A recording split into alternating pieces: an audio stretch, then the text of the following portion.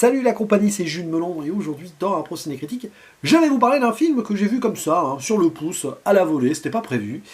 Et comme j'ai décidé de ne pas aller au cinéma ce mercredi après-midi, content d'avoir pu voir en avant-première Gladiator 2 et étant assez fatigué de pas mal de choses, eh bien j'ai décidé d'entrer dans l'univers de Marcel Carné, grand réalisateur, grand monsieur du cinéma français. Figurez-vous que je n'avais vu aucun de ses longs métrages. Voilà. Je pense pas en tout cas, pas consciemment. Même si j'en connais quelques-uns de réputation, avec quelques extraits. Les Enfants du Paradis, Hôtel du Nord, Le Quai des Brumes. Mais ici il va être question de son deuxième long métrage, très connu aussi en soi, qui s'appelle Drôle de drame, et qui est co-scénarisé, ou scénarisé tout court, je vais vérifier ça, est-ce qu'il était tout seul, bon, co-scénarisé avec Marcel Carné, par Jacques Prévert. Et Prévert, bon, au cinéma, j'avais déjà vu quelques-uns des films où il avait collaboré.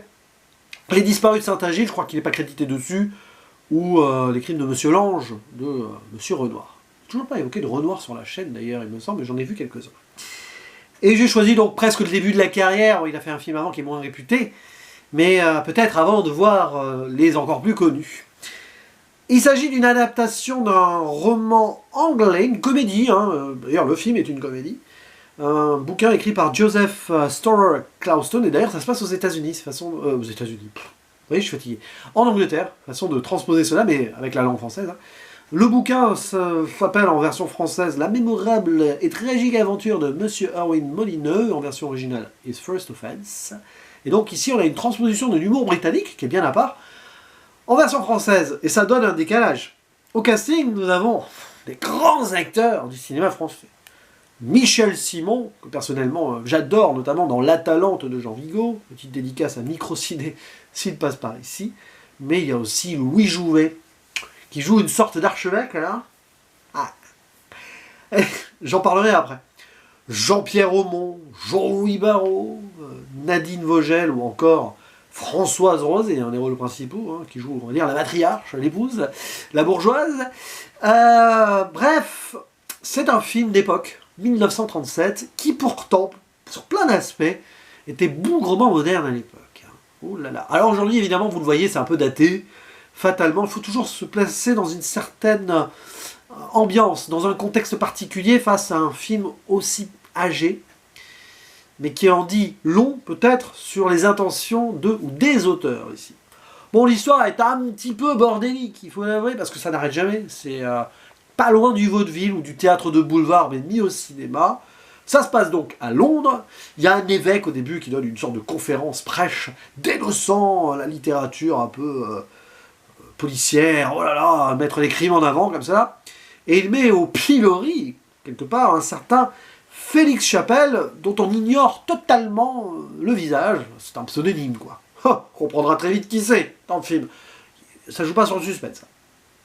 Et il y a son cousin qui est là, et il va même s'inviter chez son cousin pour un dîner. Après tout, c'est l'archevêque, il fait ce qu'il veut. Sauf que là, il va se passer plein de choses, en lien évidemment avec cet écrivain, en lien surtout par rapport à ce dîner où il y a une des dames, la cuisinière, il me semble, qui démissionne. Alors on a marre. Donc, oh là là, crime de lèse-majesté ou pas, honte absolue. Oh là là, bah oui, on n'a plus de cuisinière, il ne faut pas que je me montre comme ça. Donc la bourgeoise, décide de faire semblant de ne pas être là, d'être partie quelques jours. Sauf que l'homme d'église va s'incruster, et de quiproquo en quiproquo, il va y avoir plein de bazar. Rajouter à cela une sorte de serial killer, un tueur de boucher, qui va s'immiscer dans cette intrigue un peu particulière. Il y a pas mal de faux semblants et de doubles jeux qui vont apparaître, évidemment. Le double, c'est très intéressant parce que la dualité chez Jacques Prévert, ça fait partie aussi de ses thématiques, de ses obsessions. Et alors là, après, ça part tout le temps, dans tous les sens. Avec la secrétaire là, qui est amoureuse du laitier, puis machin, on va croire que, et toutes choses. Et la vindicte populaire autour, bien sûr. Ça montre un regard sur la société et sur cette classe bourgeoise qui s'écoule bien vite pour pas grand-chose. Donc, ça la tourne en dérision. Et on a des acteurs, actrices qui s'en donnent à cœur joie. C'est ça qui est fort aussi. Avec une forme d'autodérision, notamment de la part de Louis Jouvet, qui a accepté des trucs dans ce film, notamment vers la fin, un déguisement improbable. Et c'est ça qui fait la force d'un film qui, j'allais dire, n'est fait, il est à la fois facile et pas facile à suivre. Peu importe, en fait, puisque on ne s'ennuie jamais. Mais c'est vrai qu'à un certain moment, t'aimerais que ça respire, mais c'est pas le but d'un tel métrage. J'ai apprécié, alors, même si ça fait partie de ce cinéma-là, notamment français, mais pas que, hein, et pas forcément tout le cinéma français de l'époque, où je peux avoir des réserves, parce que c'est très théâtral. Ça manque peut-être un petit peu d'ambiance formelle pour du cinéma pur, même si sur le montage et la façon dont les gens se déplacent dans le cadre, il y a toujours quelque chose qui fait que c'est du cinéma. Mais c'est vrai que tu peux très bien imaginer ça comme une pièce de théâtre qui défile sous nos yeux, mais avec l'art des mouvements et des caméras qui vont changer d'angle et selon les scènes. C'est ça aussi qui fait qu'en cinéma, ça fonctionne d'une certaine façon. En théâtre, ça aurait été autre. Je ne sais pas si ça a été adapté au théâtre. J'imagine que oui. Je ne vois pas comment ça n'aurait pas pu l'être. Mais c'est vrai qu'à certains instants, y compris dans le surjeu, on y est, quoi. Mais c'était quelque chose qui était assez répandu et à la mode à l'époque. Sauf que derrière, évidemment, dans le propos, il y a une pointe de modernité et de... Ouais, j'ai envie de dire... c'est osé, sur certains points, pour que voilà, certaines classes sociales puissent peut-être se remettre en cause. Même si probablement, beaucoup de bourgeois ont vu ce film en mode...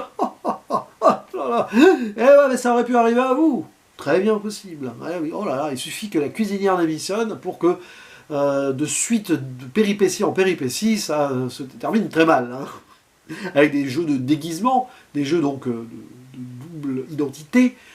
Là-dessus, Michel Simon est extraordinaire, parce que c'est un acteur qui avait une gouaille, qui avait un charisme et une présence avec sa carcasse, c'est là.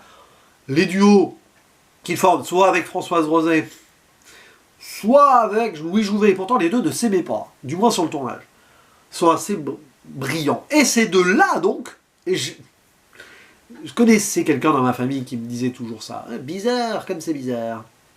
Et ben ça vient de là, ça vient de ce film. Je savais que c'était Louis Jouvet, mais bizarrement, vous avez dit bizarrement? Oui, j'ai dit bizarrement, comme c'était étrange, n'est-ce pas? Et ben je ne savais pas que c'était de ce film en particulier. Donc quand je suis tombé sur la scène, ah ouais, ah bah écoute, c'est cool, voilà. Comme quoi, il y a pas mal de films de Marcel Carné où on retire certaines répliques quand on y pense. Et ouais, non mais le timing des répliques, l'humour est extraordinaire, on voit la folie un peu de certaines de ces personnes. Et à la fin, on croit que finalement ça va se résoudre, mais ça se résout pas vraiment. Et on a le peuple qui veut du sang, qui veut de la vengeance, on le sent aussi contre certaines personnes. Et alors l'homme d'église aussi, sous ses faux semblants parfaits, cache certaines choses potentiellement. Et ouais, c'est acerbe, c'est assez acidulé, j'aime bien. Après, évidemment, à certains instants, ça peut être un peu fatigant, surtout dans une période comme celle que je traverse en ce moment. Bon, c'est peut-être pas le meilleur film à voir quand on veut vraiment se poser, en vrai. Mais en soi aussi, oui. Ça permet de profiter de quelque chose, d'un autre monde, et avec un style d'acting qu'on ne voit plus aujourd'hui. Peut-être, dans certains théâtres parisiens, oui, mais il y a, voilà, je parle pas de nostalgie ici, hein, loin de ça. Il y a de très belles choses aujourd'hui qui sont, et ouais, oui, le cinéma moderne me parle beaucoup, beaucoup, vous le savez. De toute façon, regardez ma chaîne, je parle de tous les cinémas. Mais là, c'est comme si on était, oui, oui, on voyage dans un autre temps. Mais avec, pour l'époque, quelque chose d'assez incisif. Et là, on a du Jacques Prévert aussi. Jacques Prévert, qui, on le sent dans l'écriture, s'est fait plaisir. Alors évidemment, c'est basé sur le roman de base, mais c'est pour ça qu'il y a de l'humour british à un moment qui est vraiment gardé. C'est assez étonnant. Par moment. Hein. Mais il y a aussi cette French touch, si vous voulez, de l'époque. On va pas parler de la poésie à la Prévert encore, il n'y a pas trop ça. Ah, on pourrait imaginer, mais alors c'est une poésie décalée et burlesque.